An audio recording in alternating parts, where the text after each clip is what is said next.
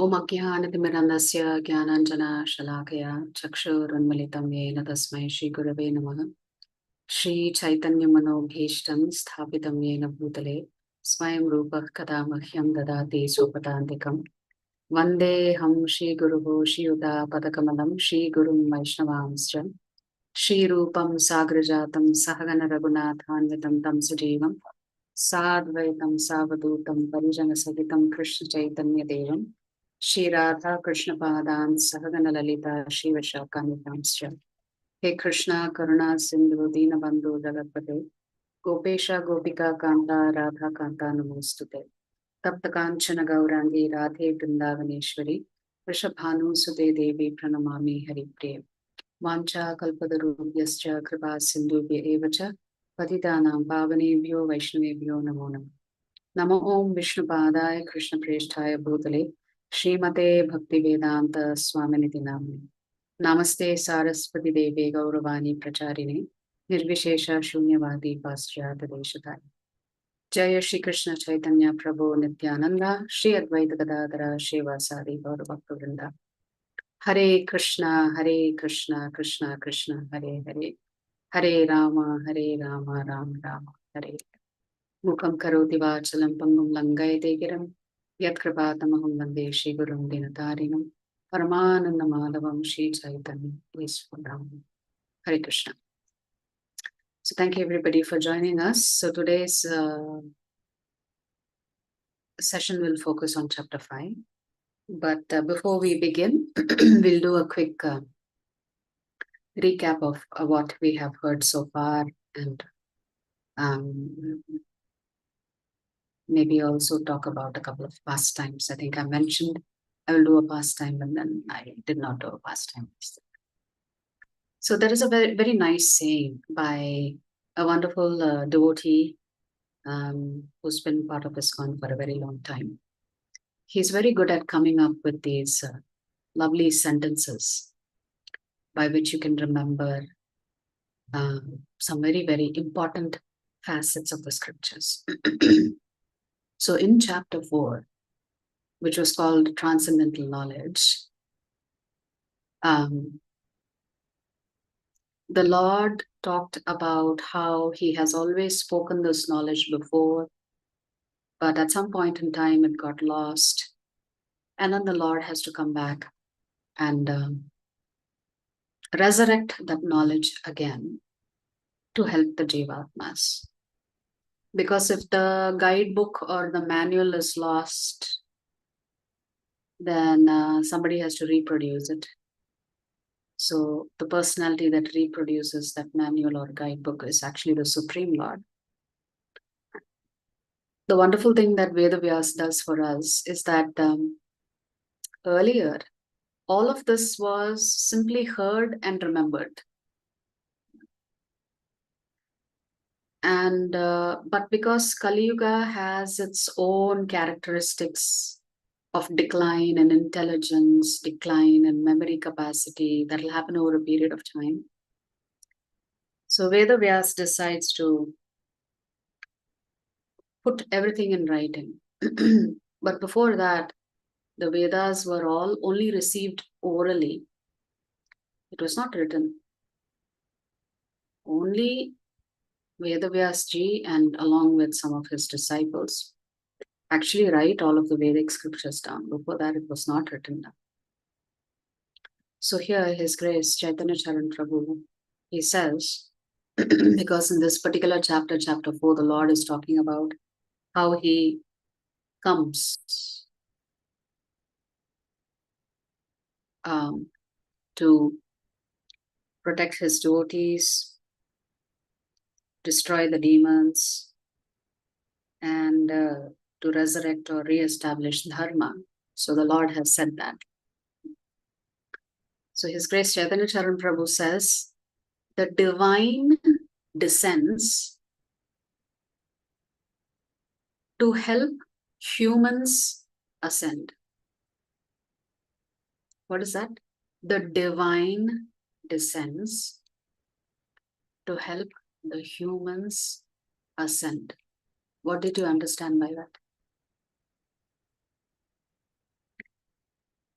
Should I repeat it or did everybody get it?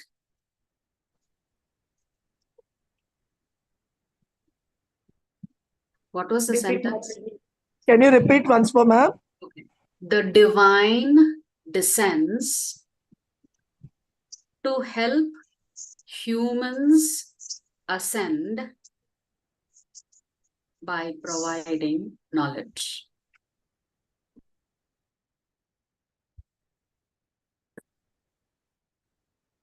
Who is the divine?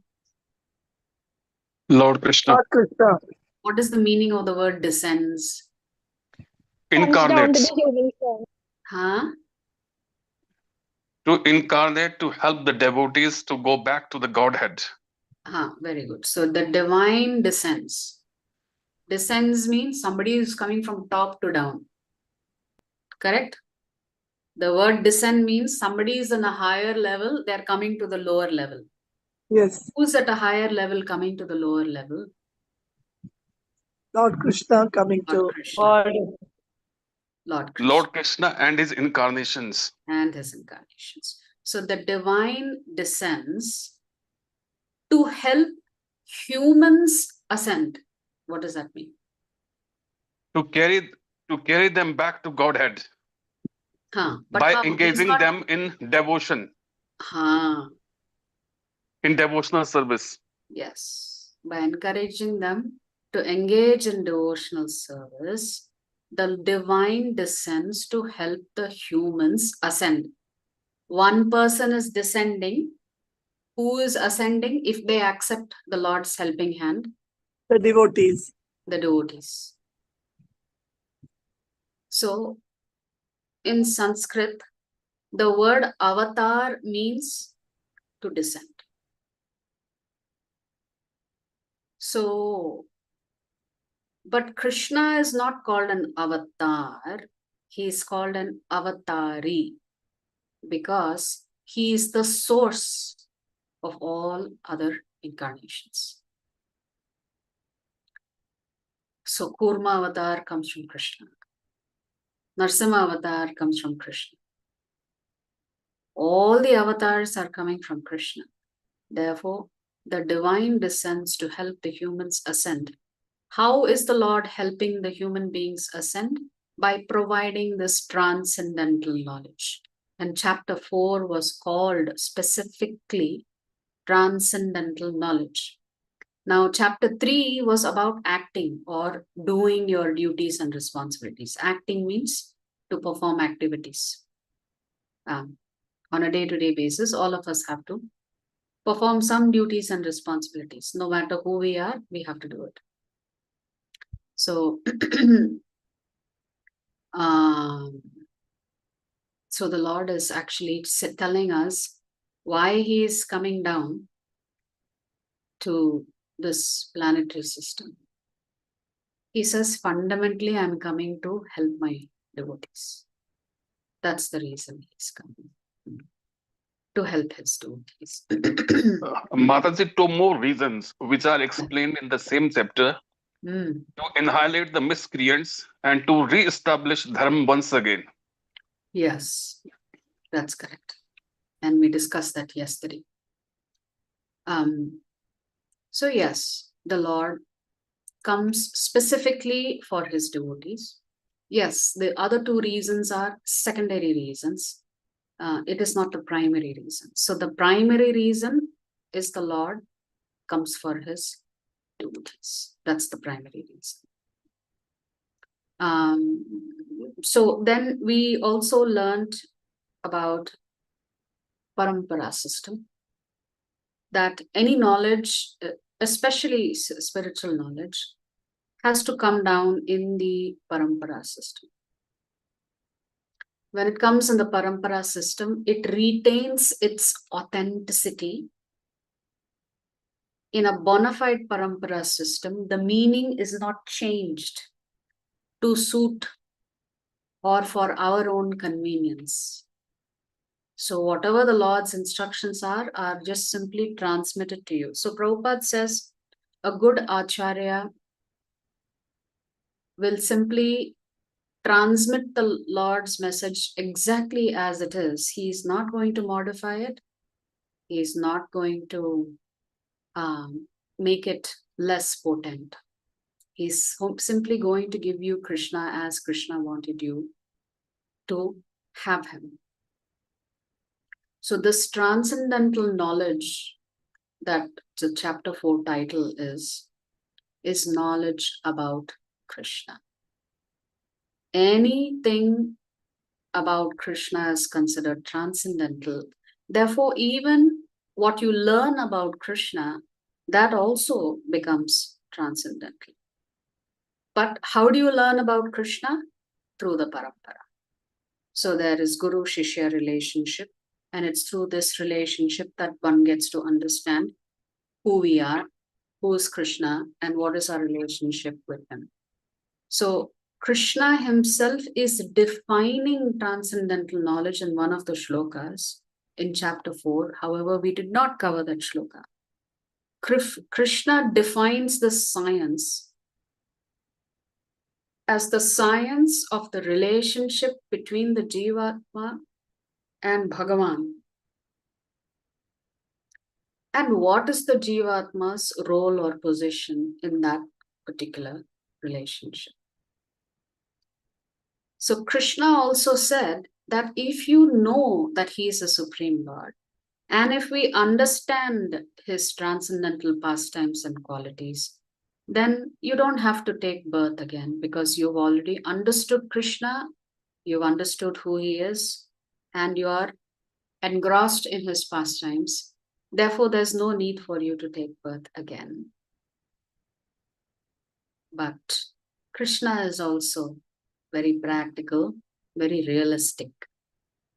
He knows, even if he comes and says, I am God.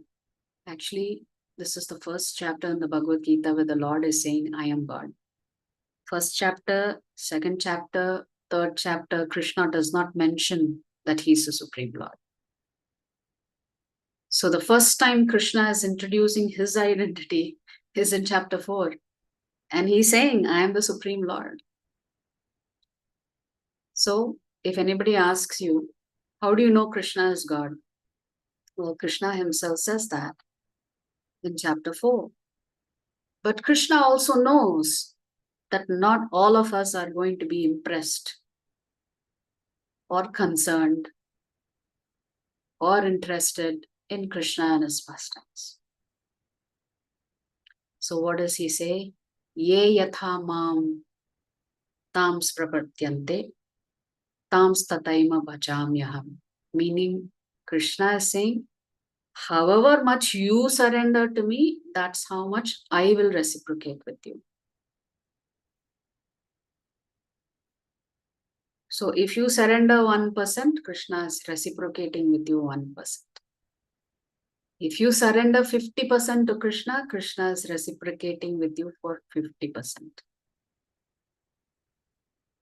So essentially, Krishna is saying, my relationship with you depends on how much you surrender.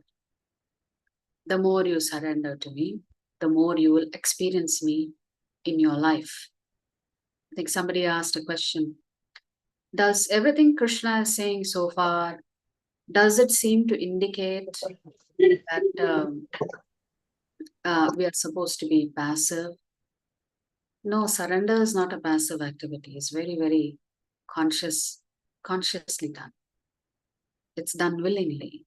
Therefore, it's not a passive thing. So Krishna is saying, I reciprocate with everyone to the level that they surrender to me.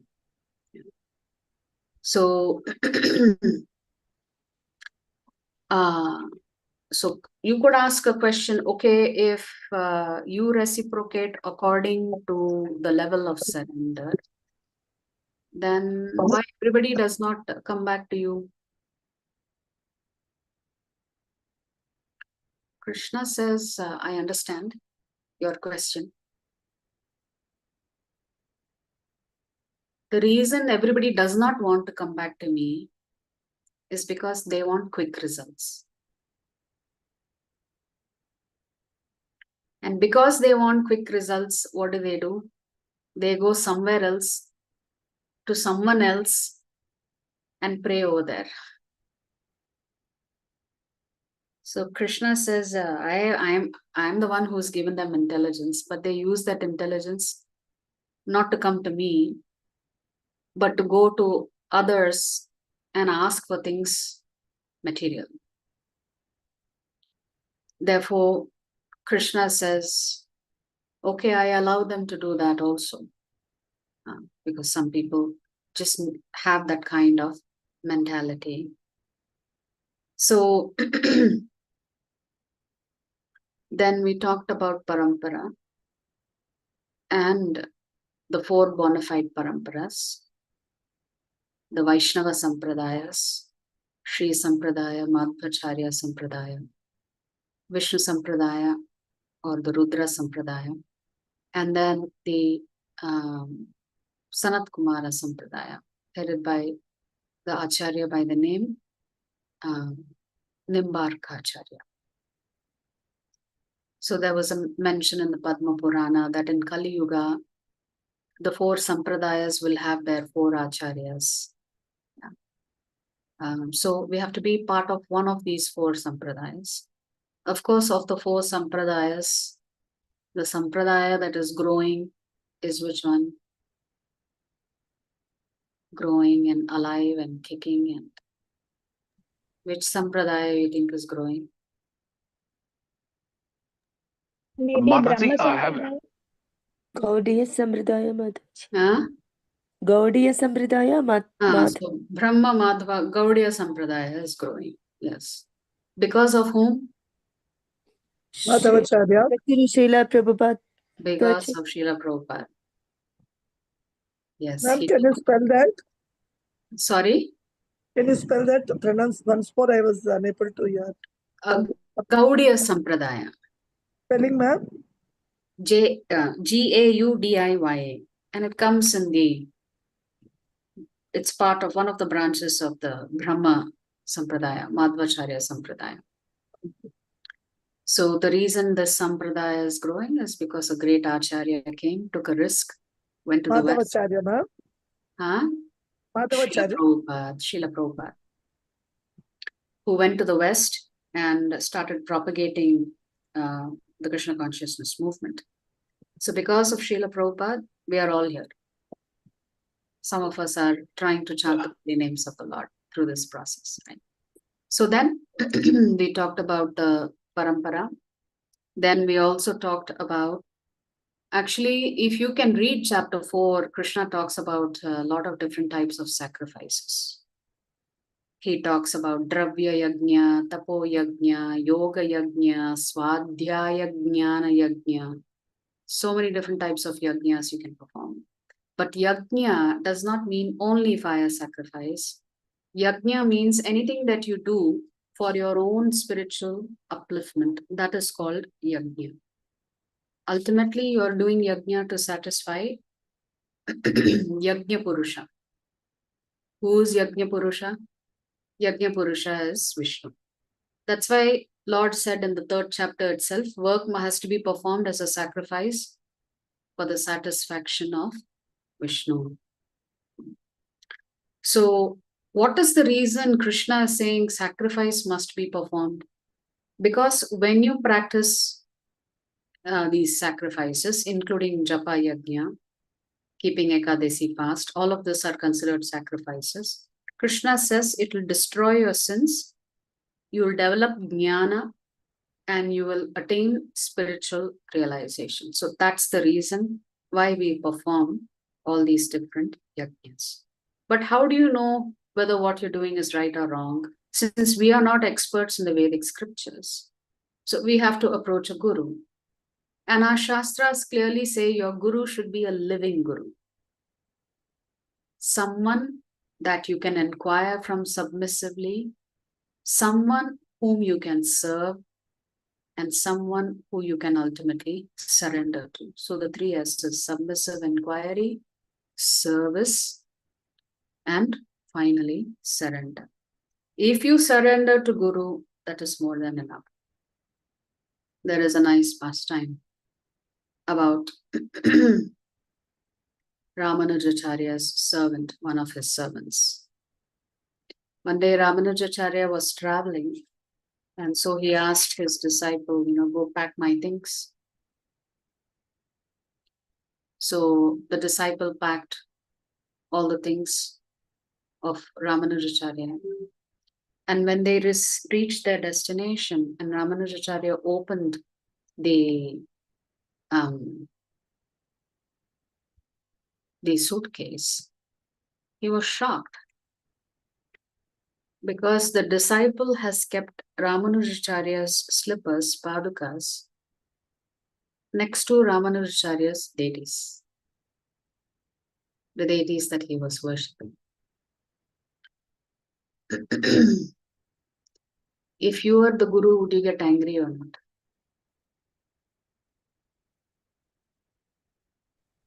Yes, miss. Yes, You would ma'am. get angry? Okay. So Ramanujacharya got very angry. How can you put my slippers side by side with the deities that I worship? Can anybody guess what the disciple said? Mataji, deity means? Deity means Archavigraha.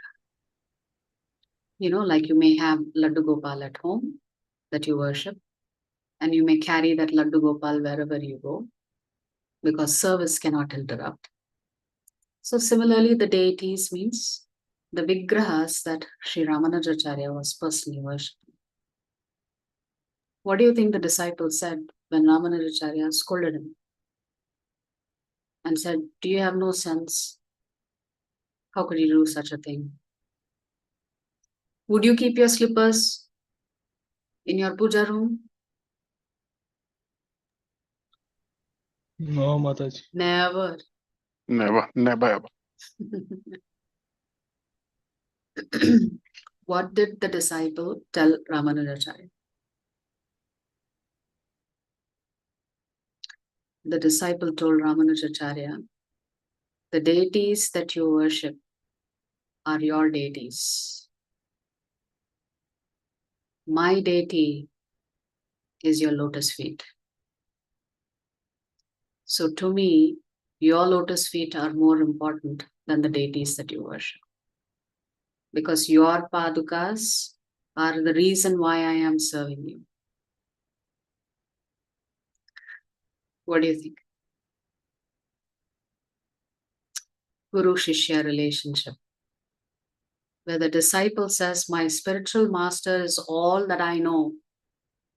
My spiritual master may know who is God and how to worship him. But I don't have that capacity. I don't have that intelligence. I only know my spiritual master and I'm here to serve his lotus feet. And therefore the lotus feet of my spiritual master is more important than my spiritual master's deity to me. Ramanujacharya was astonished to hear such a reply and response from his disciple. So Mataji, yes. Mataji, I have a question. Mhm. To whom this Acharya title is conferred? Yes, the Like word Acharya, as you quoted this Ramanujacharya, Mhm. Madhvacharya, etc. Well, their own peers or their own congregation will confer this title on them, if that is your question. But the word Acharya means two things. One who leads by example. The second thing it means is an Acharya is someone who can simplify the complicated scriptures in such a way that they make it easy for others to understand through using analogies. If you have ever read Srila Prabhupada's purports, you will see that Prabhupada uses analogy after analogy after analogy. What is an analogy? So, for example, we say an iron rod does not have the quality of fire. Fire is considered pure. But when you put an iron rod in the fire and leave it there for a long time, pretty soon the iron rod also acquires the quality of fire. So much so, it is non-different than fire. Prabhupada used this analogy to explain. A Jivatma is fully contaminated. Towards the end of the chapter yesterday, we read one particular shloka where the Lord said, do not worry about your past sins. Begin your journey of performing Bhakti Yoga. Your focus should be on performing Bhakti Yoga and not worrying about what karma I did in my past life. So even though the Jivatma may be impure, if they are in the fire of the holy names of the Lord, over a period of time, chanting, Hare Krishna, Krishna Krishna, Hare Hare, inevitably they will become as pure as the holy name. Why? Because they are in contact with the holy name. So as long as that iron rod is just kept in the fire, it may take a long time for it to acquire the qualities of that fire. Similarly, it may take a long time for us to purify ourselves, but just because we don't see success does not mean we should stop. Just keep chanting Hare Krishna, Krishna Krishna, Hare Hare, Hare Rama, Rama Rama, Hare Hare. Just keep chanting, keep chanting, keep chanting. Through this process of chanting, you will also become pure as the holy name. Because the holy name is pure. So in this analogy of fire and iron rod, the fire is the holy name, the iron rod is the Jivatma that is suffering. So when the Jivatma comes in contact with the fire of the holy name, the Jivatma eventually will get purified. So this is called an analogy to help you understand the process or the philosophy. Therefore, another meaning of the word Acharya is someone who is able to take complex philosophy and explain it to you very simply by using the word, by using analogies or comparisons. So that means you must have patience to allow the holy names to purify you. Krishna also says, although we did not have a slide on this, Krishna also says in the 4th chapter, without faith, you cannot make progress in spirituality. So therefore, everything begins with Shraddha or faith. So much so, even science uses faith. Science also relies on faith, although science is also used frequently to try to tell you that there is no God that exists. There was just a big bang and just by chance, all of this life came into being.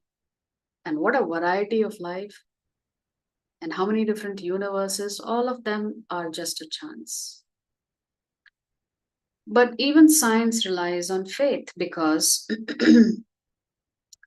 when Newton observed the apple falling, he understood that there must be a cause and effect there. Something caused the apple to fall to the ground. So he had faith in that something, but he did not know what that something was until he came up with that formula of gravity. There is some unseen force that causes the apple to fall down. The apple does not float up in the sky. The apple tends to fall down. So this cause and effect is there. Therefore, even in science, you have faith before you even have come up with the proof. And this faith is shaped in the form of a hypothesis. So Krishna has talked about 2 internal enemies in chapter 3. Actually 3, but we'll focus on 2. Does anybody remember where the 3 enemies are hiding? Who are the 3 enemies?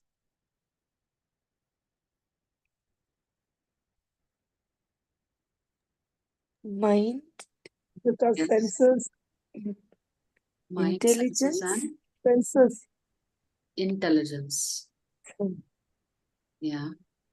Okay. Now, we'll set the senses aside because they are all external. The mind is internal and intelligence is internal. Your intellect is internal, correct? So these 2 enemies that are identified in chapter 3, the mind is your enemy because it gives you an endless option of desires that are going to take you away from Krishna. So how to actually control the mind and to be aware that the mind can take you away is discussed in chapter 3. Through faith. And then in chapter 4, Chanting. we use our intelligence sometimes to deprive ourselves of having faith. So what is the opposite of faith? Ignorance. Ignorance. No. What is the opposite of faith? doubt. Doubt. Yes. So your intelligence becomes your enemy by giving you so many questions where you begin to doubt. And this second internal enemy of the intelligence, how to combat this faulty intelligence that takes you away from Krishna, is discussed in chapter 4. And that's why Krishna says, it's better for you to absorb your intelligence and knowledge and pastimes about me, because that will increase your faith. See, there is a logical way in which the Bhagavad Gita is progressing if you look at it from so many different angles. So, essentially, your doubt acts like brakes. It stops you from progressing towards Krishna. Whereas faith is like an accelerator. The more faith that you have in Krishna, the more you will progress towards. Does that make sense? Doubt is like putting on brakes.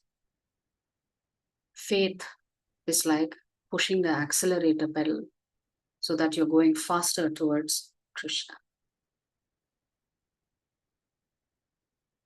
So, how to tackle the mind, which Krishna will come back to the topic in the 6th chapter, is talked about in chapter 3. How to tackle your faulty intelligence, Krishna has talked about in chapter 4. Now, Krishna is the ultimate designer. He is the creator par excellence. There's nobody who can create like Krishna. One day, 2 men were resting under a large banyan tree. And one of the men was observing that the fruits on the banyan tree were very tiny. They are small. Compared to the size of the tree, the fruits were very small. So the man observing the fruits in the banyan tree made a comment saying, what kind of God comes up with a silly design? The silly design is huge banyan tree, tiny fruit. That was his complaint. That God is not, if at all there is a God, he's not a very clever designer. Huge trees means huge fruits. Small shrubs means small fruits. Makes sense? Logic. The other man who was fast asleep woke up and he said, you are very lucky that Lord is so intelligent because you are resting under this tree. If that small fruit fell on you, it will not hurt you much. But if the Lord had designed big trees to have big fruits, you couldn't rest under them and your head will get crushed if one of those fruits fell on you. So don't question the Lord's design. He knows what he's doing. Because have you ever seen pumpkins grow? When you see the plant, the pumpkin plant, it is so delicate. but the fruit is huge.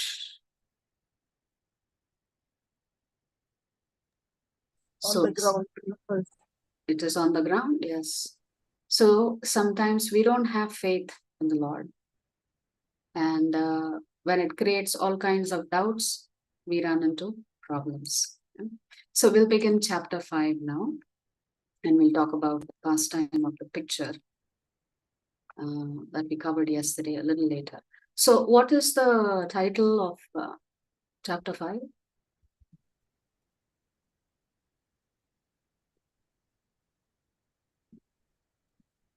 What's there on the poster? Karma Yoga. Karma Yoga. So action in Krishna consciousness is what Prabhupada lists here. Action in Krishna consciousness. Just like chapter 3, chapter 5 will begin with Arjuna having a doubt again. Krishna has spoken about action, inaction, and forbidden action. Karma, akarma, and vikarma. After hearing this explanation, Arjuna has a doubt. And therefore, he is going to ask a question. In response to Arjuna's question, Krishna speaks this particular chapter to explain to Arjuna what is a karma. Remember, we all decided that we all want to do a karma. We don't want to do karma. We don't want to do vikarma. All of us want to do only a karma all the time. So Arjuna's confusion was, what does a karma really mean? Because it has multiple meanings. So we'll discover that. So water on a lotus leaf, we'll understand the context. Who are the three doers when it comes to all of your activities? How someone who has conquered their mind and intelligence, how do they see the world with equal vision? And finally, Krishna says, if you're looking for peace in life, what should be your mood? If you don't want any anxiety in you. So what is a single word summary for today? Result. Result. Result, yes. So in the first chapter, you and I are lamenting, why is my life going like this? In the second chapter, Krishna is saying, why are you lamenting? Don't you know the soul is going to go through this up and down simply because it has occupied a human form? But don't you know that the soul is eternal? So now you've got your real ID card. In the third chapter, that ID card told you, this ID card that you are eternally a soul, there is a set of duties and responsibilities that needs to be taken care of. That was discussed in chapter 3. What is the intelligence that you need to perform those set of duties and responsibilities really nicely? Nitya Dharma. Why should we perform a Nitya Dharma? Because we're doing it for the pleasure of Krishna, which is the knowledge that Krishna has given us in chapter 4. Now, the question is, what will happen if I perform my duties and responsibilities for the pleasure of Krishna? What is going to be the outcome? We already said one outcome is going to be happiness. Correct? Mukti. Huh? We can get mukti. We can get mukti. Yes, very good. So, but Krishna has said, if you do a karma, then you don't have to worry. So Krishna is saying, whatever activities you do, you do it, keeping me at the center. So that leads to Arjuna's question on what is a karma. So you can see a trend in this question similar to the question in chapter 3. Arjuna is saying, oh Krishna, first of all, you ask me to renounce work. And then you're recommending work with devotion. So it's a slight variation from the question that we saw in chapter 3. Now will you kindly tell me definitely which of the two is more beneficial? Which means Krishna has spoken about Buddhi Yoga, Nishkama Karma Yoga. He has introduced that topic in chapter 3. Nishkama Karma Yoga means you do all your work without being attached to the results. And then Krishna also said, do bhakti.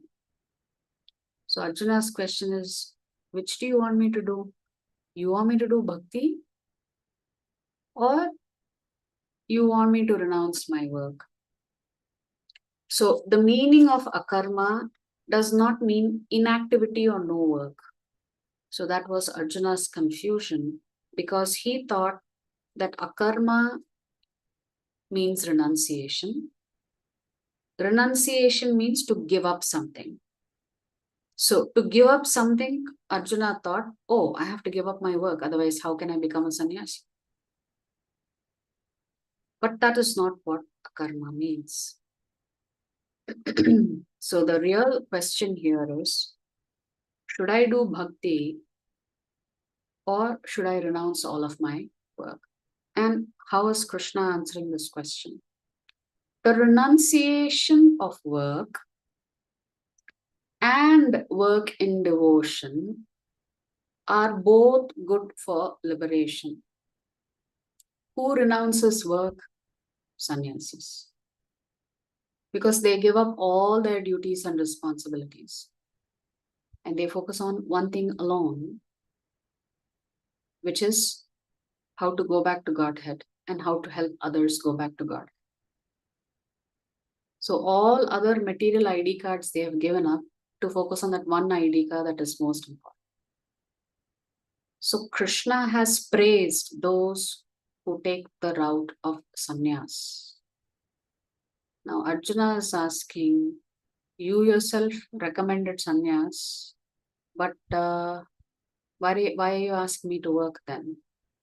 Because Krishna has also said work must be performed as a matter of sacrifice and a duty to please Lord Vishnu.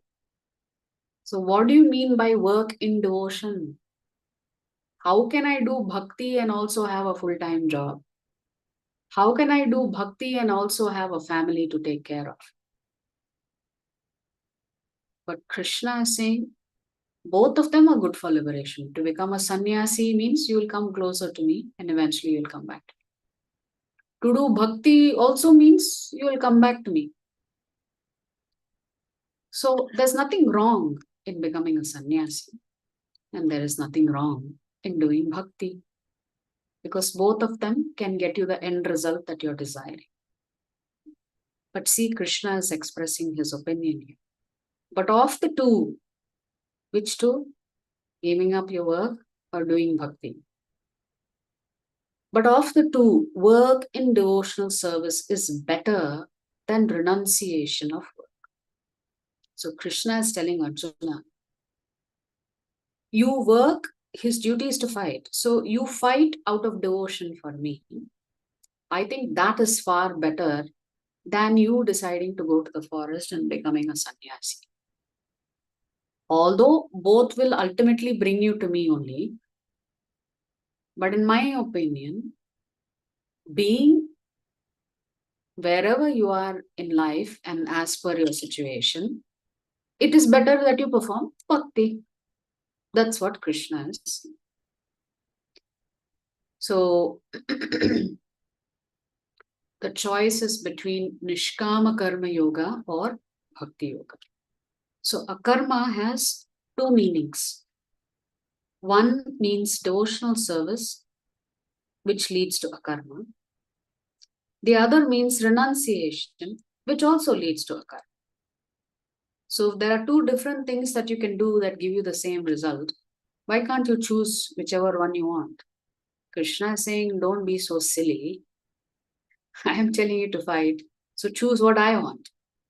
Because remember, a devotee of the Lord is always doing things to please the Lord. Not because it is something that they wanted to do, because they know it pleases the Lord. And they want to see the Lord pleased. So here Krishna is saying, Sanyasastu mahabaho dukkhamaptuma yogataha yoga yukto munir brahma nachirena dhigachati. So now Krishna has given his opinion and he's going to expand it further. Merely renouncing all activities, yet not engaging in the devotional service of the Lord, cannot make one happy. So he's telling Arjuna, okay, you want to run away into the forest. You'll do what in the forest exactly? Even if you go to the forest, you should be doing my bhajan only. Because if you don't do my bhajan, then you will not be happy. Instead of that, but a thoughtful person engaged in devotional service can achieve the supreme without delay. So becoming a sannyasi to go back to God, or being wherever you are and doing bhakti, Krishna is saying, which is the faster process?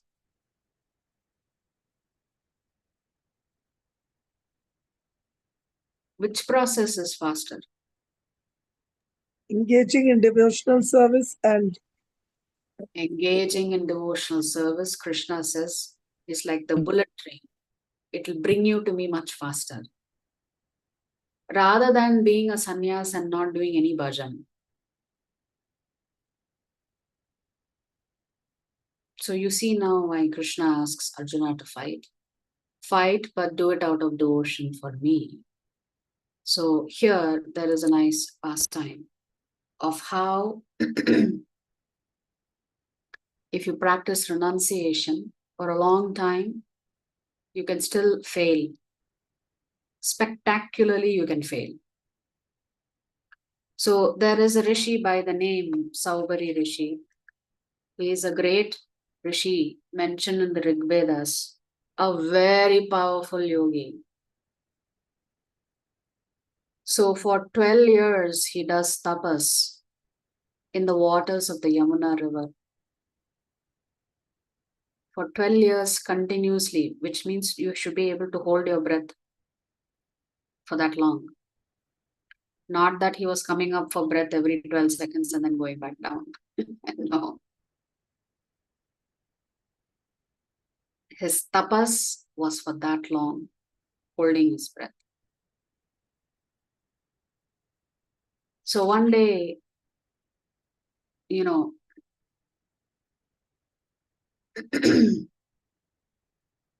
curses Garudadev. Now, Garudadev is a great devotee of the Lord. Normally we should not curse devotees of the Lord. It's not good for us. So, he curses Garudadev for some particular reason. We will not go into the details of that. So anyway, Garudadev gets a curse. The curse is that Garudadev cannot come on top of that particular place in the Yamuna ever again, because if he comes, he will be killed by the curse of Shaubari Rishi. So after cursing Garudadev like this, anyway, he's doing his tapas, and one day Shaubari Rishi opens his eyes and he sees two fish mating. And he was thinking immediately, wow, there is enjoyment even in the fish life. Yeah, I've been doing tapas for so many years. Maybe I'll take a break and enjoy myself. Why do you do tapas? You do tapas because your end goal is to go back to God. But for so many years you're doing tapas, and suddenly one day you see two fish mating and you get distracted and you think, I too want to enjoy myself. So there goes your tapas. A momentary opening of the eyes and complete distraction. So what does he do? There is a king by the name Mandata. This Mandata had 50 beautiful daughters. And Shaubari Rishi thought, let me go and ask to get married to even one of them. So because he's been meditating under the water for so long, he looked horrible. Skin was all shriveled up. He looked like an old man. There was no attractive features at all. So he approaches King Mandata. He said, give me one of your daughters in marriage. I want to enjoy marriage life. Now, the king was thinking, I have 50 beautiful daughters. I don't think any one of them would agree to marry him. But how to tell a rishi? It's an impossible thing that you're asking me. So he said, I'm okay if one of my daughters wants to marry you. But in our culture, the girls select their husbands through the process of Swayamvar. Swayamvar means the girl had the freedom to select whoever she wanted as her husband. So the rishi intuitively understood this was his polite way of saying, I don't think any one of my daughters would select you. He said, no problem, you think about it, I'll come back. So the next time Saubari Rishi came back, he was looking like a beautiful, handsome, young prince. Earlier, not a single daughter wanted to marry him just by looking at him. Now all 50 daughters wanted to marry him because they saw a very attractive personality in front of them. So the 50 daughters started fighting with each other. No, I will marry him, I will marry him, I will marry him. The same person that they rejected, now all 50 are fighting. And Saubari Rishi said, no problem, I will take all 50 of them. So all 50 girls get married to Saubari Rishi. And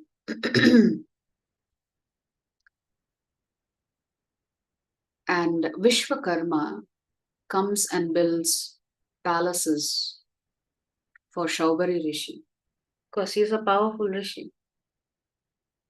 And so Saubari Rishi forgets completely about his tapas for so many years. He gets married, leads a grahastha life. He has children, grandchildren, great-grandchildren.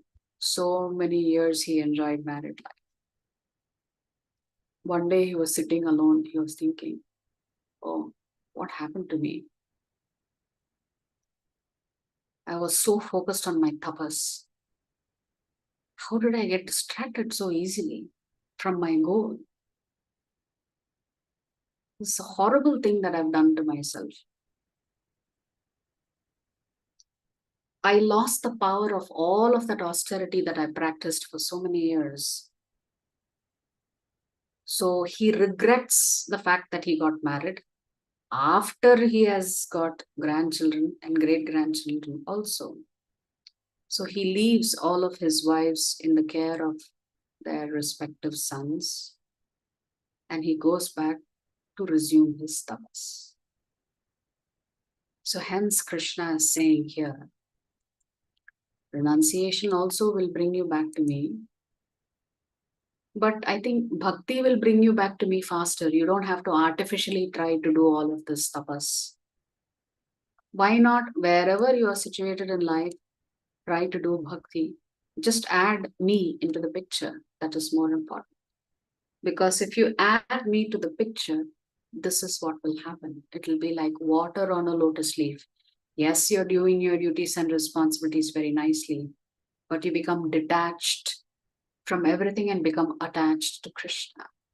So Krishna says, Brahmanyadhaya karmani sangam tyaktva karoti yaha lipyate na sapapena padmapatram ivam bhasa. One who performs his duty without attachment, surrendering the results unto the Supreme Lord, is unaffected by sinful action, as the lotus leaf is untouched by water. This is a karma. Is to do your duties and responsibilities and not worry about the results. So this is the essence of actually Nishkama Karma Yoga. So, but then we have desires. We have reactions to our activities. How does that happen? So Krishna explains the three doers. Sarva karmani manasa samyasyaste sukham vashi navadvare pure dehi naiva kurvanna karayan.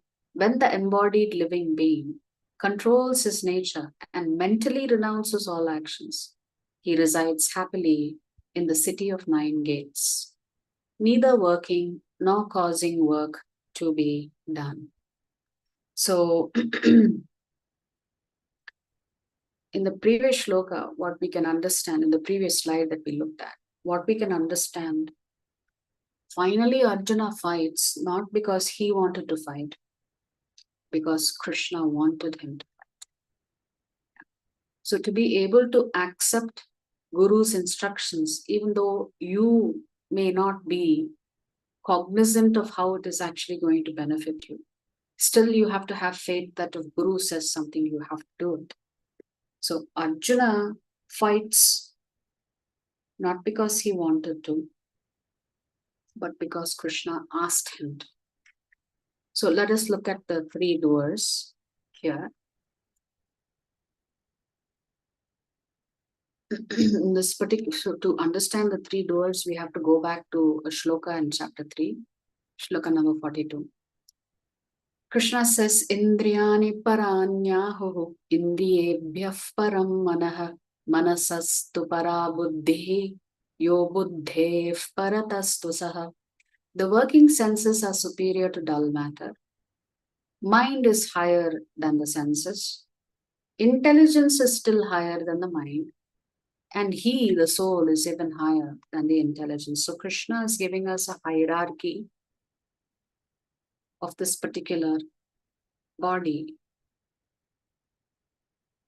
So we have senses, we have the mind, we have the intelligence, we have the external body, and then we are sitting inside all of this as the spirit soul. So that means matter is less than your senses. Senses is less than your mind. Mind is less than your intelligence. And the soul is the topmost, which means the soul is sitting in the highest position. Then comes the intelligence. Then comes the mind. Then comes the senses. Then comes all of the other objects that you see around you. How can you understand this in a very simple manner? If I asked you, do you want a BMW or do you want your kidneys? What would your answer be? Can you repeat the question, ma'am? My question is, if I asked you, do you want a BMW or do you want your 2 kidneys? 2 kidneys. Okay. In this, which is matter? Kidneys. Kidneys is matter or BMW is matter?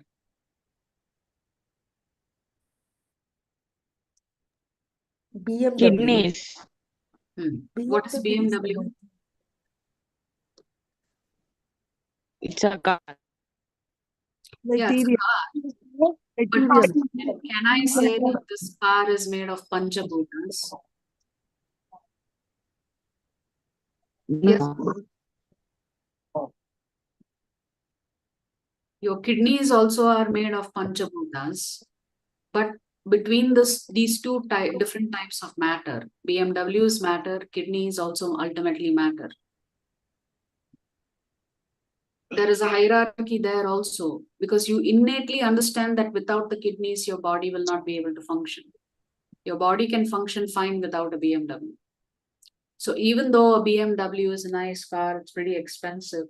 Intuitively, you understand your kidneys are more important to you than a BMW. So similarly, it's like asking, do you want 2 acres of land or do you want to keep your 2 eyes? Yes, 2 acres of land can make you very rich if you sell it at the right time. But nobody will want to exchange their eyesight for 2 acres. Because you understand the value of your eyes. So let us say somebody told you, you have everything, but your mind is not steady, then you will be called a man.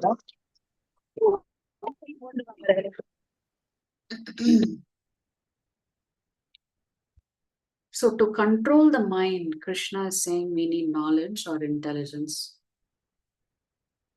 Therefore, that hierarchy. Intelligence can control the mind. Mind can control the senses. Who has to control the intelligence? Soul. The soul.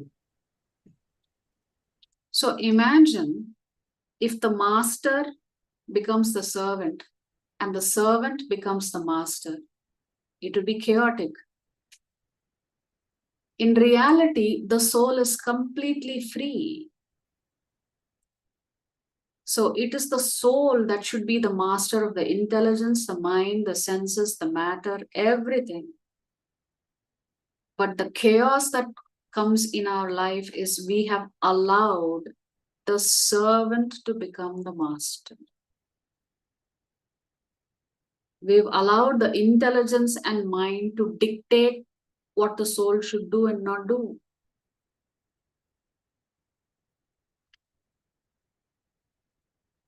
Therefore, we end up in all kinds of suffering. Because we are not allowing the soul to be the master. Rather, we are allowing our intelligence and our mind to become the master. So again, we're going to go back to the second chapter to read these 2 shlokas that is relating to how if you don't ultimately control your mind and intelligence, you are actually going to suffer. Dhyayato vishayan pumsaha sangasteshu pajayate sangat sanjayate kamaha kamat krodho bhijayate. So Krishna has already explained in the second chapter how you become trapped. How the senses, mind and intelligence dominate the soul. How does that process begin? By contemplating sensory objects, man develops an attachment to them. From that attachment springs lust. And from lust comes anger. Krodhat bhavati sammoha, sammohat smriti vibhramaha, smriti bhramshat buddhinashaha, buddhinashat pranashyati. From anger, complete delusion arises. And from delusion, bewilderment of memory. When memory is bewildered, intelligence is lost. And when intelligence is lost, one falls down again into the material world. So imagine a young boy has seen a bike, a fabulous bike, in the window of a shop. And now his mind is fixed on getting that bike. He goes and asks his father, please, please, please, please. I saw a bike I fell in love with. Please, can you buy me that bike? And what does the father say? No. And what happens? Is the son happy or angry when the father says no? Angry. The son gets angry. So the son throws a temper tantrum saying, I will not eat. So what is the desire? That the desire to have a bike has led to a disturbance in relationship between the father and the son, because the son got upset as a result of the father saying no. So this is how love is actually lost and destroyed. When you ask for something and you don't get it, you get angry. That's exactly what Krishna is saying here. When you have so many desires, I want this, I want that, I want this, I want that, and Krishna is not fulfilling that desire of yours, you get angry because your desire is not fulfilled. So, yes, somebody rightly said, I think it was Uppiliyappan Prabhu who said this, that many people don't want to keep a Bhagavad Gita at home because they foolishly think if they keep the Bhagavad Gita at home, because the Bhagavad Gita represents fight between two separate, two different family members. Therefore, Bhagavad Gita should never be kept at home, because if you keep it at home, it will cause chaos and strife within the family. Some people are actually stupid enough to believe that. Actually, the fight happens not because of the presence of a Bhagavad Gita at home. It is actually due to your desires. Desires, chief cause misery. Desires cause misery. Bhagavad Gita doesn't cause you misery. Because the presence of Bhagavad Gita certainly doesn't cause you misery.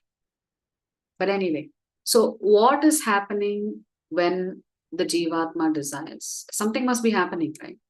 So let us say I'm sitting here and thinking, gosh, I wish I could get a better job where I can make 1 crore rupee a year. And I'm thinking, I wish I could do that. So I start applying for jobs, thinking if I make 1 crore a year, I will be quite happy. Beyond 1 crore, I really don't want another paisa. 1 crore is enough for me. I'll be very happy. So this is the Jivatma having a desire. And because the Jivatma is given free will, you can have whatever desire you. But just because the Jivatma has a desire and even acts on that desire, that doesn't mean that will come true. Because somebody else has to sanction your desire. Who sanctions? Paramatma. Now, how does Paramatma make a decision on whether to give you the job worth 1 crore or not? Paramatma is going to check his books. Ah, yes, the books maintained by Chitragupta and Yamaraj. Okay, does this Jivatma have all of the credits to earn 1 crore? Has he done so many pious activities in his past life that he can be rewarded or utilize all of his pious credits by getting a job worth 1 crore? Paramatma looks to see, do you have the bank balance to withdraw? If you have the bank balance to withdraw, Paramatma sanctions your desire. And when Paramatma sanctions that desire, then Prakriti simply follows Paramatma's instructions and helps you achieve that goal. So you had a desire. Paramatma sanctions it if you have adequate credits. And if the Paramatma sanctions, then Prakriti simply helps you fulfill that desire. So let us say I've gone to the bank and somebody beside me is withdrawing 1 lakh rupee. And I also go to the cashier and say, I also want to withdraw 1 lakh. And the cashier says, tell me your account number. I will check to see if you have the balance. If you have the balance, you can withdraw. But what will happen if you sit and fight with the cashier saying, why are you not allowing, why you gave that person there 1 lakh rupee, why you're not giving me 1 lakh rupee? That'll be a foolish thing, right? To demand from the cashier to give you 1 lakh rupee because she has given somebody else 1 lakh rupee. You can only withdraw what you deposit. Similarly, you can only get a 1 crore job if you've already deposited something that allows you to get the 1 crore job. So do you understand how your desires leads to particular results. Only if you have the associated credits, only if you have 1 lakh rupee in the bank can you go to the cashier and say, I want 1 lakh rupee, give me. So you may go and ask whatever you want of Krishna, but Krishna will only sanction if you've got the deposit there. Then Prakriti becomes the cashier and says, okay, I have gone and checked in the system. You have adequate balance. I'll give you your 1 lakh rupee because you have the amount in your account. So who is the culprit here, the Lord or the Jivatma? The Jivatma is always the culprit because the desire to possess something or to achieve something is actually coming from you. It's not coming from Paramatma. So the problem is the Jivatma's desires. That is what is the ultimate cause of your suffering. And it's your ignorance of how this process works. Your avidya is the cause of your suffering. So here Krishna is saying, Vidya Vinaya Sampanne Brahmane Gavihastini Shuni Chaiva Shvapakecha Pandita Samadarshinaha. Krishna is giving an example of someone who's achieved self-realization, and because they understand how everything works, how do they see everything? The humble sages, by virtue of true knowledge that Paramatma is seated in every single jiva. Krishna never leaves you alone. Even though you abandoned him, he has not abandoned you. He's always there with you. So Krishna is saying the great rishis understood this. How did they understand that? Through transcendental knowledge, which Krishna has spoken about already in chapter 4. So Krishna is saying the humble sages, by virtue of true knowledge, see with equal vision a learned and gentle Brahmana, a cow, an elephant, a dog, and a dog eater. So to a true Brahmana, to a true sannyasi, when he sees a Brahmana, he thinks, oh, look at Paramatma within them. When he sees an elephant, he says, look at how beautifully the Paramatma is controlling. When he sees a dog, he says, look at how beautifully the Paramatma is engaging even this animal in activities. So a sannyasi or a sage will see only Paramatma in everyone.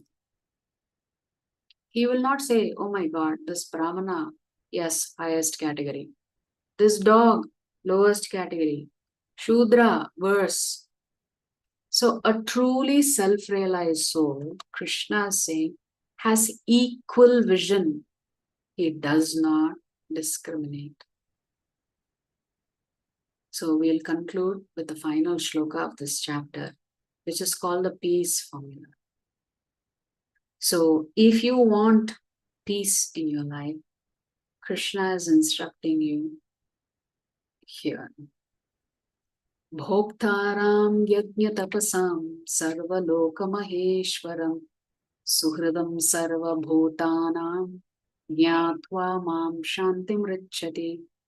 A person in full consciousness of me, knowing me to be the ultimate beneficiary of all sacrifices and austerities, the supreme lord of all planets and demigods, and the benefactor and well-wisher of all living entities, attains peace from the pangs of material miseries.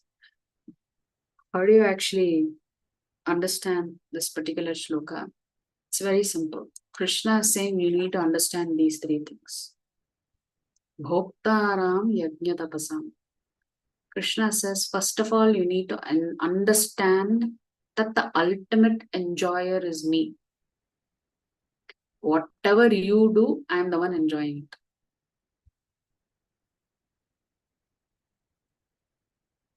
So this Bhoktaram yajna tapasam, we will understand what this really means in a future chapter. Then Krishna says, Sarva Loka Maheshwaram. Sarva means all. Loka means all these planetary systems. Maheshwaram. In the sense that I am the one controlling everything. First, Krishna said, I am enjoying everything. Now he's saying, I'm controlling everything. I am the real control. Nothing happens in this world without my knowledge and without my sanction.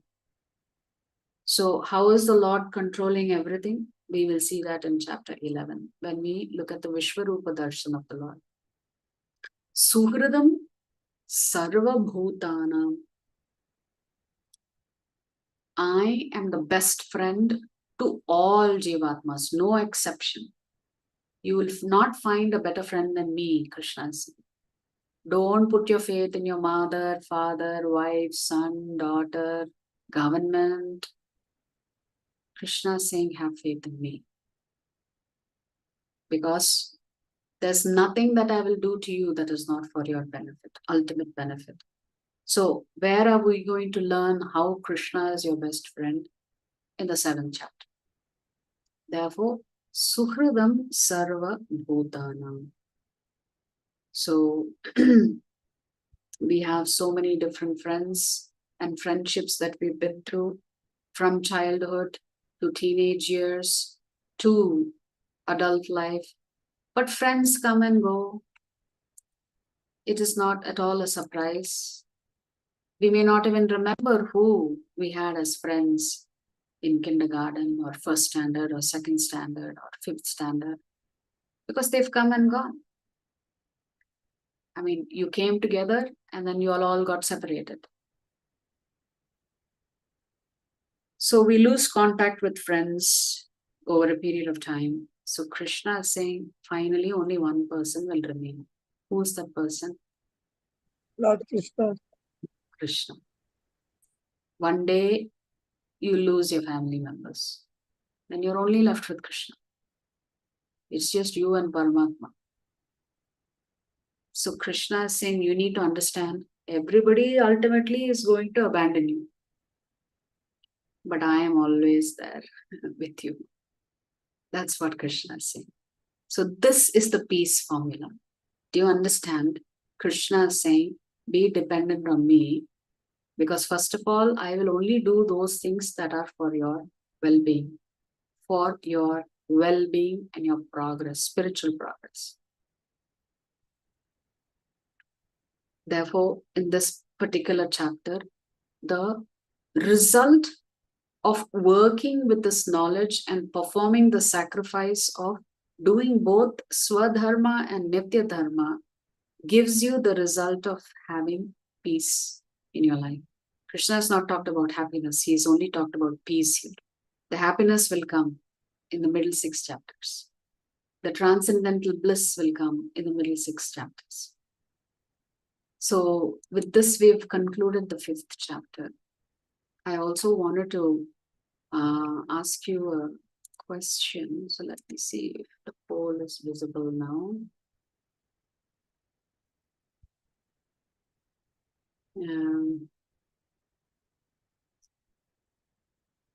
Let me see.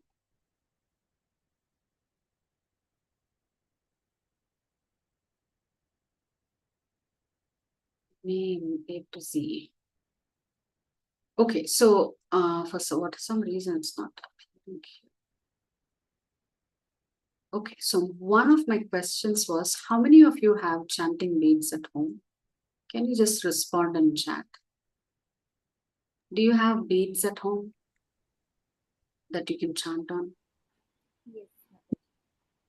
No. Yes. No. Okay.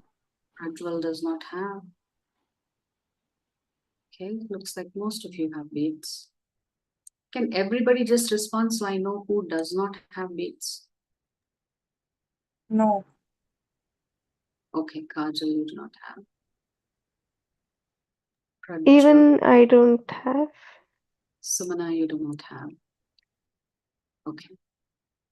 Which mala beads we should have? You can use any mala beads to start your chant. That's no. Like what, ma'am? Example? Like neem beads you can use.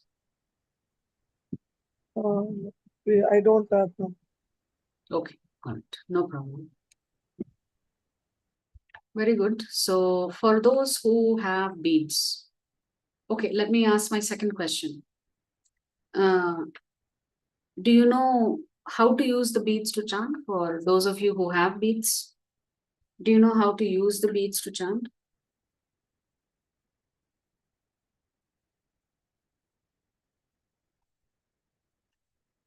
Okay, some of you are already chanting.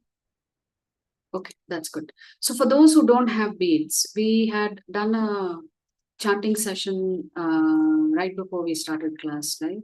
So I'm going to show you how to use your fingers to count, because you have to count to 108, right? And I'm going to show you how to use your two hands to count to 108 times.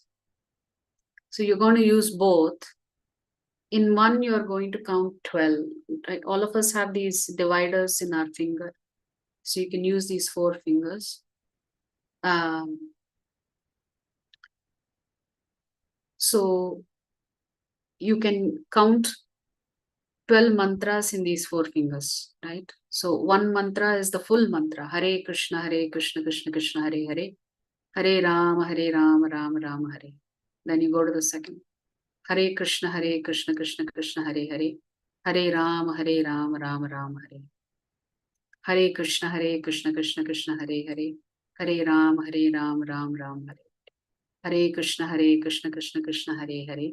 Hare Rama, Rama Rama, Hare. Hare Krishna, Krishna Krishna, Hare Hare. Hare Rama, Rama Rama, Hare Hare. Hare Krishna, Krishna Krishna, Hare Hare. Hare Rama, Rama Rama, Hare Hare. Hare Krishna, Krishna Krishna, Hare Hare. Hare Rama, Rama Rama, Hare Hare. Hare Krishna, Krishna Krishna, Hare Hare. Hare Rama, Rama Rama, Hare Hare. Hare Krishna, Krishna Krishna, Hare Hare. Hare Rama, Rama Rama, Hare Hare. That way you will finish all 4 fingers, 3 times on each finger. 3 times 4 is how much? 12. So you recite 12 mantras. 12 times what equals 108? 9. 9. So 12 you'll count on one hand. Now you finished one round. You're going to count 9 here. So you will finish these 12. Then you're here. You'll finish the next 12, go here. Next 12, go here. So you'll use these 3 fingers, 9. So you have to keep track on both fingers. 12 times 9 equals 108. And this is how you can easily count without beads. But it is better to have beads so you can stay focused on your chanting and not worry about, oh, did I do full 12? Did I complete a round and forgot to move my finger? So all this confusion you don't need. Our acharyas have kept a very simple process. Go purchase beads, use the beads because the beads come with 108 nobules, and you can use the beads to chant. For those who could not join us 10 minutes early today, please join us tomorrow for chanting, so that Krishna is going to have to pay attention to you when you chant, you know. Krishna cannot ignore you anymore. He's saying, okay, you're calling me, why you're calling me? So he'll come knocking on your door asking, okay, what do you want me to do for you? You're calling me. So you have started your relationship with Krishna. Okay. Are there any questions on today's chapter or any of the first 5 chapters? Excuse me, ma'am. What are the 9 gates? The 9 gates? Yeah. Okay. The 9 gates are your 2 eyes, 2 nostrils, 2 ears, 1 mouth.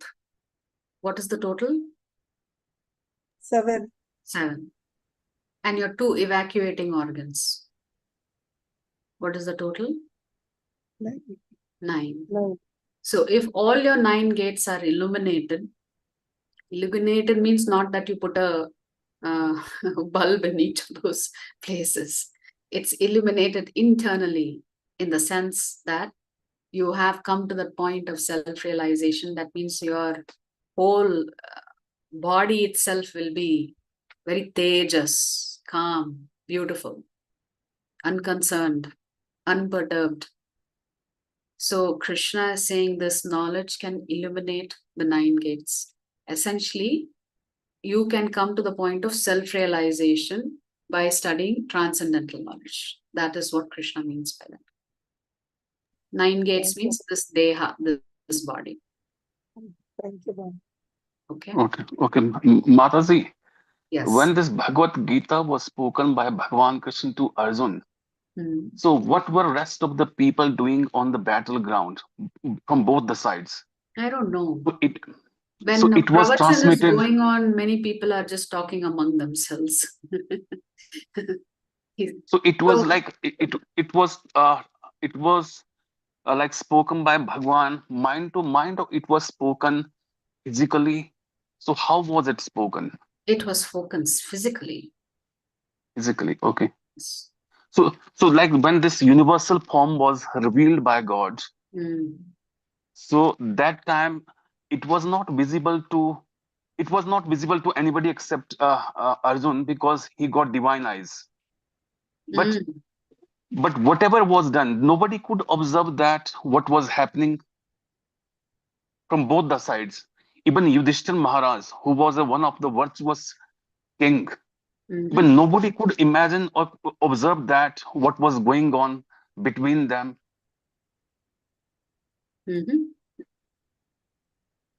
Yes, there were others who saw the universal form. Okay. The Devatas saw them. Okay, right. Sanjay So Yudhishthir Maharaj couldn't observe anything what was going on.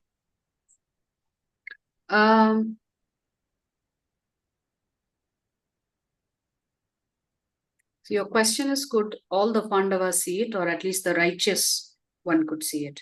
No, because Krishna specifically says that he has to give Arjuna special eyeglasses for him to see it. So no, Right. the other Pandavas did not see the Virat Roop form of the Lord. One more question is there. So when we talk about devotees, so all the Pandavas were devotees of God. Yudhishthira was also very virtuous king. Like he always followed the path of dharma. So why he couldn't get that opportunity which Arjun could? Because there was more of an intimate relationship between Krishna and Arjuna. I'm sure you've already heard this. They are the incarnation of Naranarayana Rishi. Yes. In Srimad Bhagavatam, that is revealed. Yes. And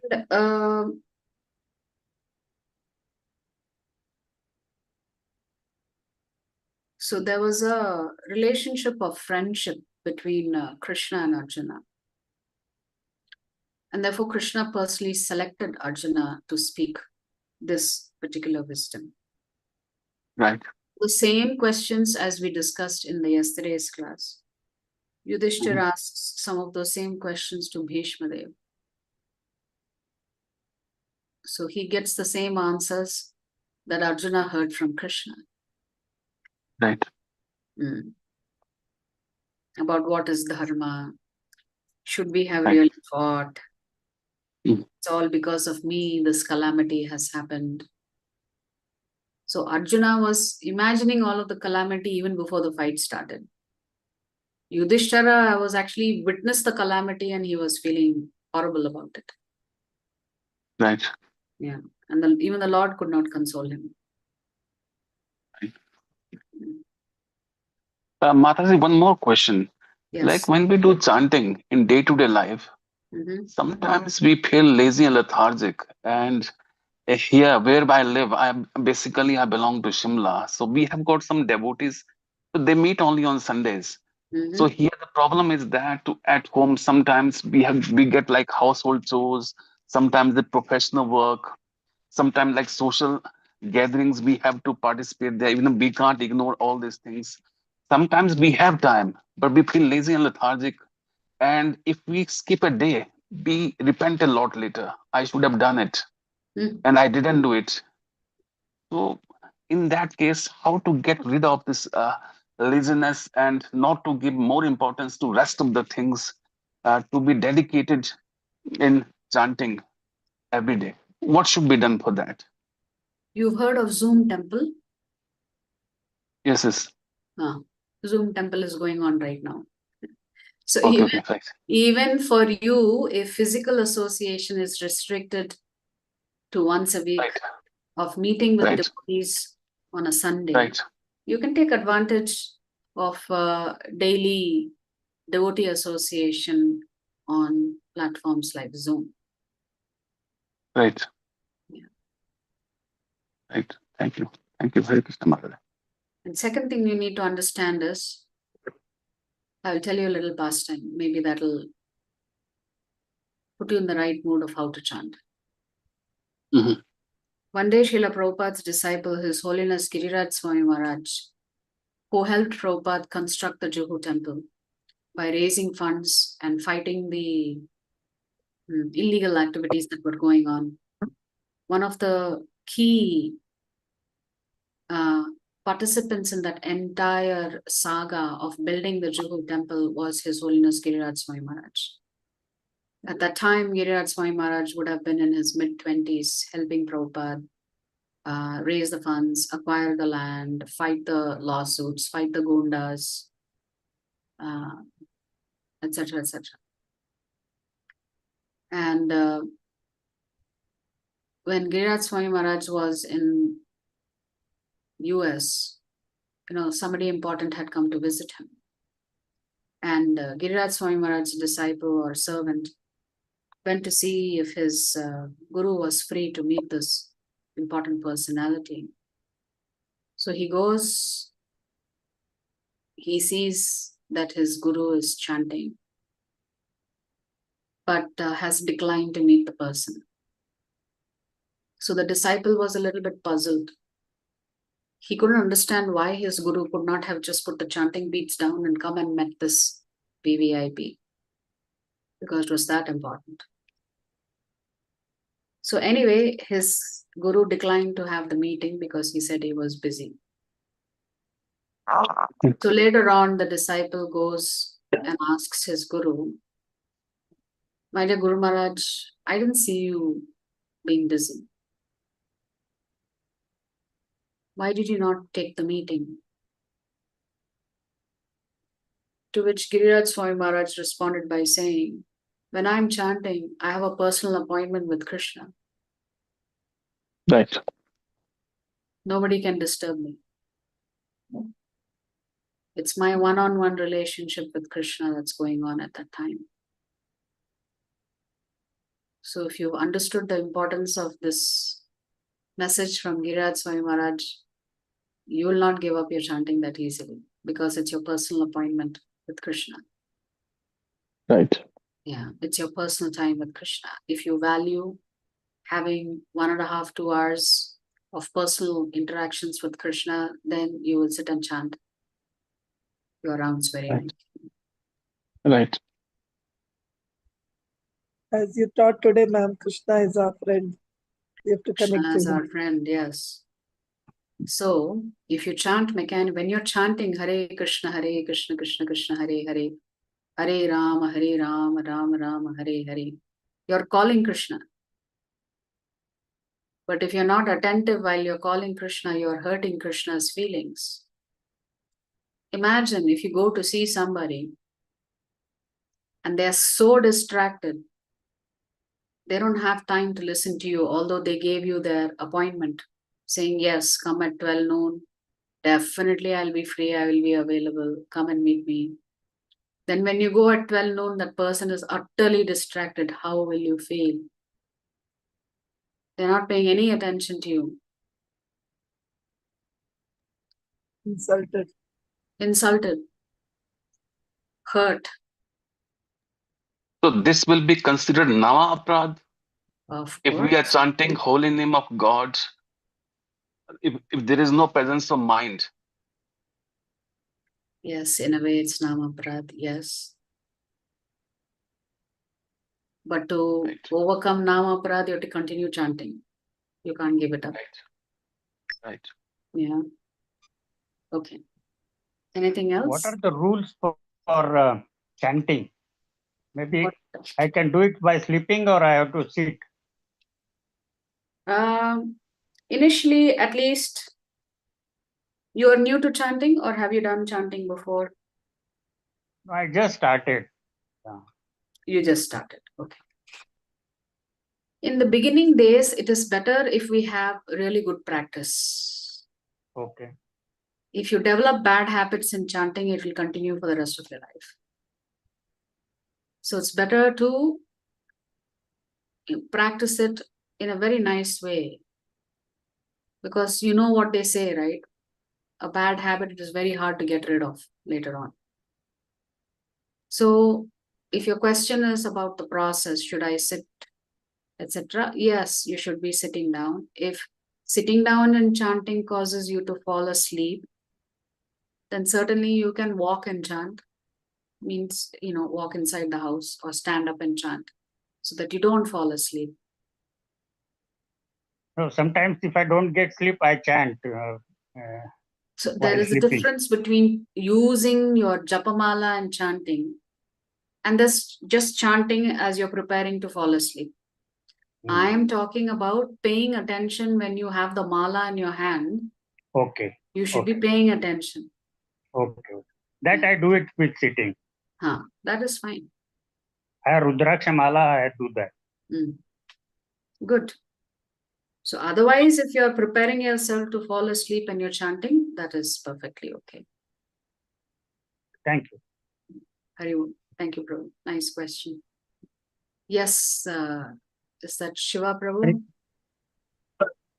Hare Krishna, Hare Mataji. Krishna. Yes. I'm having a little doubt. Yes. Are you in a position to hear me? My Yes, voice? I can hear you. Hello? I'm able to hear you now. Yeah, I'm traveling. That maybe you may be getting. Yeah. My confusion is when Krishna says he is the source, and he also says he is the destination. That means anything, everything which is created by Krishna or all the Jivatma, definitely in one or other way, sooner or later, it has to go back to Krishna only, correct?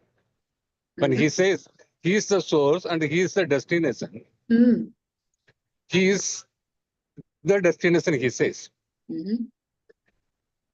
Then whatever you do, maybe if I'm a Muslim or a Christian or whatever, say like Malakote illustration you said, anybody with devotion or even without devotion also, Krishna is so full of love, whatever he created, he is so desperate to bring them back to him. Let's say that's why he says he is the destination also.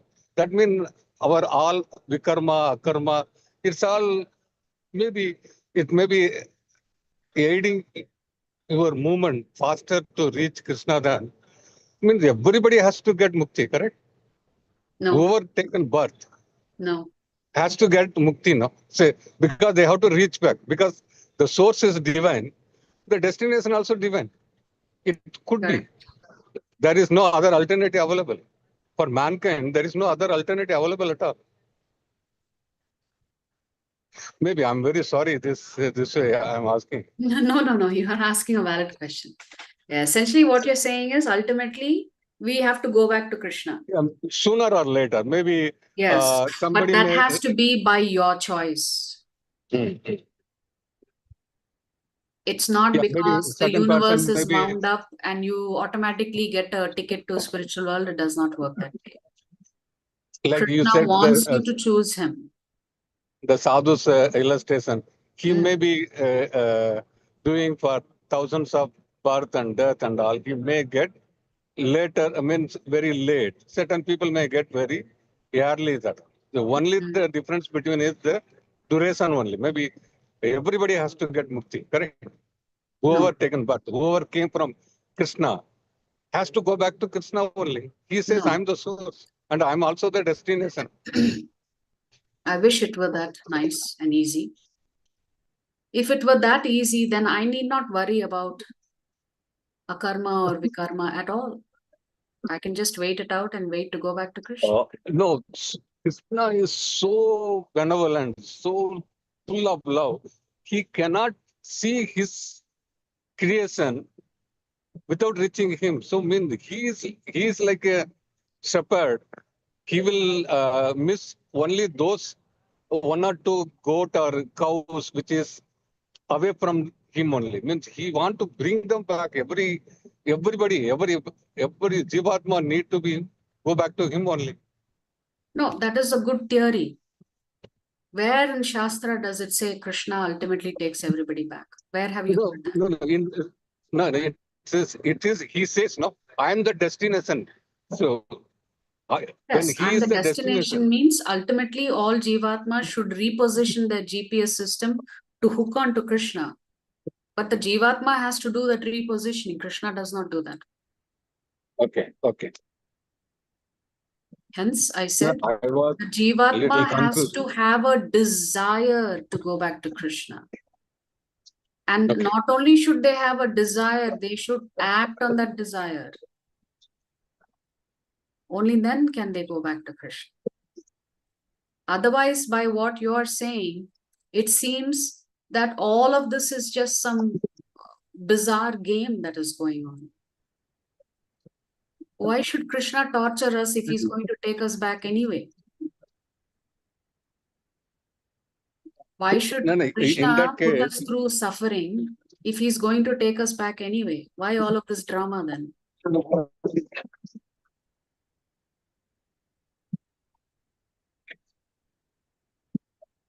So in the 17th chapter of the Bhagavad Gita,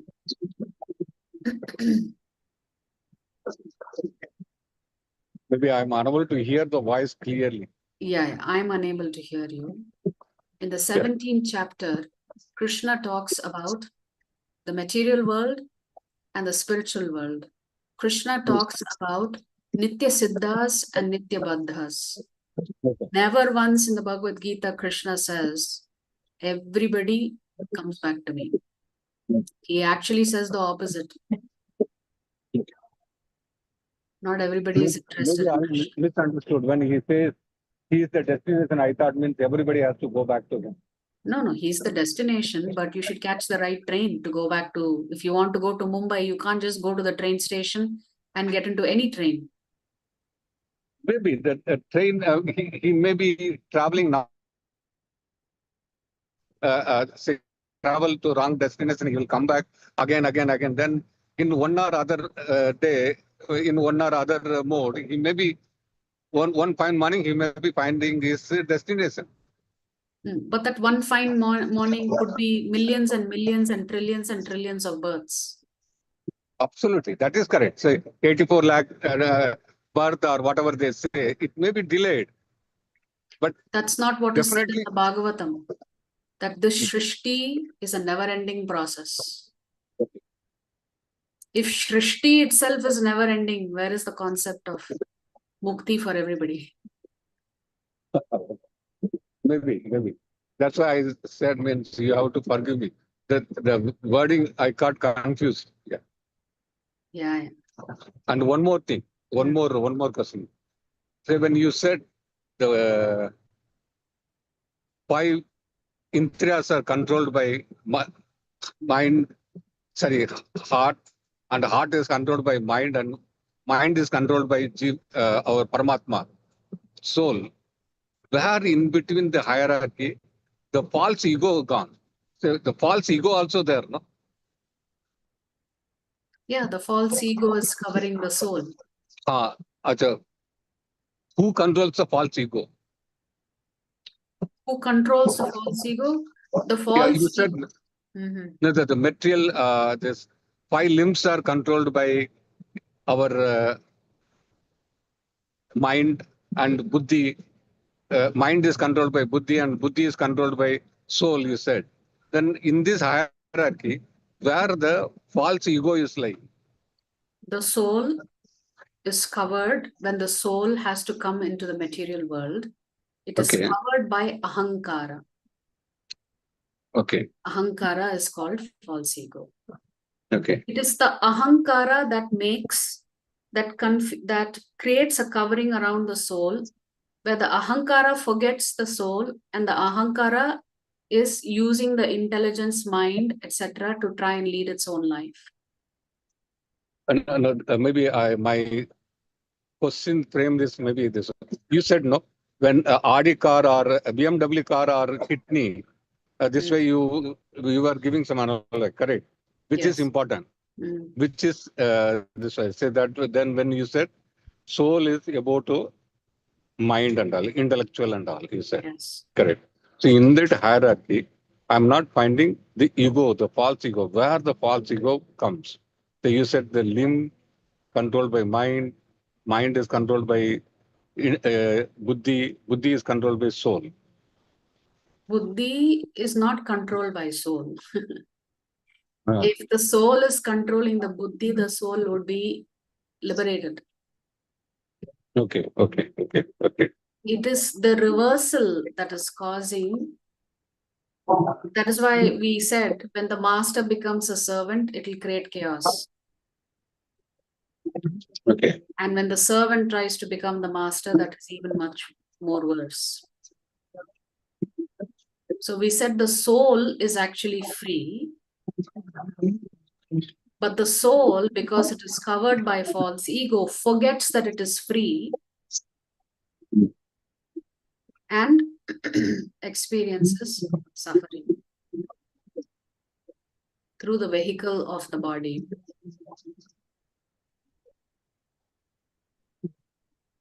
Yeah. Okay. So when we talked about the gross body and the subtle body, there we will mention false ego. But here we were just broadly using an analogy of the horses, the reins, the driver, the chariot, and the person riding the chariot. Okay. Yeah. So it's not a one-to-one analogy. Okay. Okay. Thank you, Mata. All right. Haribola. Any other questions? Ma'am, Rika, sorry it's late, but just Prasad, we were talking about offering food. Yes. Is it compulsory every food we eat we have to offer, or only morning, afternoon, night?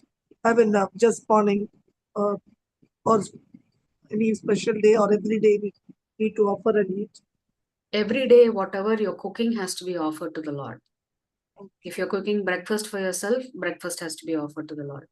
If you're cooking lunch for yourself, lunch should also be offered to the Lord. And that we can only eat it, or we have to give it to some, distribute to outsiders or within our family. Or The prasadam is meant to be had by your family. It's very nice if you can distribute prasadam to everybody, or rather any visitors or any poor people every day. If you do it, it's very nice. There is a culture in our tradition that a householder, after they finish cooking and offer bhoga to the Lord, the first thing they will do is they will go out and ask, is there anybody hungry? And if somebody responds and says, yes, I'm hungry, they are supposed to serve that person first, invite them home, serve them first, and only then, if there is something remaining, they should have. That was our culture. very true. To go out and ask, is anybody hungry? Then serve them, and then only the householder should have. It's part of Vedic culture. Of course, we don't practice it these days. Thank you. Hari Bol. Hare Krishna, Hare Thank you. Hari Bol, Hare Krishna. Okay, anything else? Any other questions you have? Hare Krishna, Mataji. Yes, Hare Krishna. Ma'am, you said that Krishna is a supreme Lord. I read second Sloka, Kutasma Kashmalam Vishame Samupachitam Anara Justam Aswargyam Akirtikaram Arjuna. In this purport, they explained that Krishna is a Supreme Lord as compared to Brahma, Vishnu, and Maheshwara. I thought that Vishnu and Krishna both are same. This is my doubt. Vishnu comes from Krishna, and it is a complicated topic, but it is explained in Sri Chaitanya Charitamrita. It is also explained by Lord Brahma in the Brahma Samhita that Krishna is the origin of everything, and therefore he is called Avatari. He is the source of everything. He is the source of all incarnations. He is the source of all gods. He is the source of all avatars. Everything ultimately culminates in Krishna. So Krishna is the source. So Krishna is the source of Lord Vishnu also.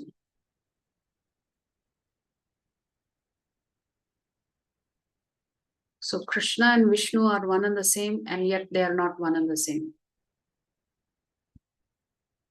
How are they one and the same? They are both personalities of Godheads. How are they not the same? They perform different functions. So Vishnu primarily is responsible for creation of the material universes. Krishna has nothing to do with the creation of the material universes. All of creation is done by Karanodakashaya Vishnu. And there's not just one Vishnu, there are three Vishnus. There's Karanodakashaya Vishnu who creates all of the Brahmandas. There's Garbhodakashaya Vishnu that enters each one of those Brahmandas, and in each one of those Brahmandas, there is a Brahma, there is a Shiva. And within each of those Brahmandas, Brahma has to create all of the Jivatmas, or rather use his powers to create what is called Visarga, the secondary creation. And after all of the Jivatmas are, you could say, injected into each of the universes, then Garbhodakashaya Vishnu expands as Kshirodakashaya Vishnu and enters every single atom and becomes the Paramatma. So there are three Vishnus. Karanodakashaya Vishnu, Garbhodakashaya Vishnu, and Kshirodakashaya Vishnu. Each of them perform a different function and they have a different responsibility. Krishna does not create the material world. He leaves that to Lord Vishnu to do.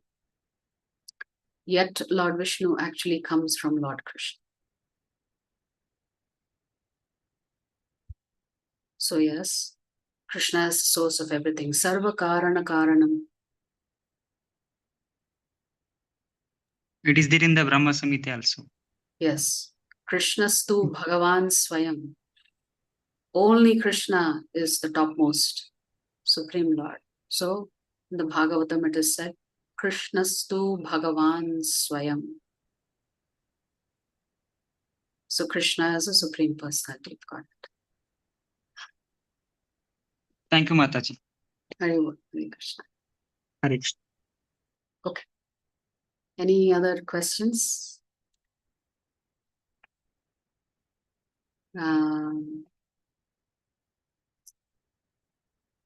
Okay.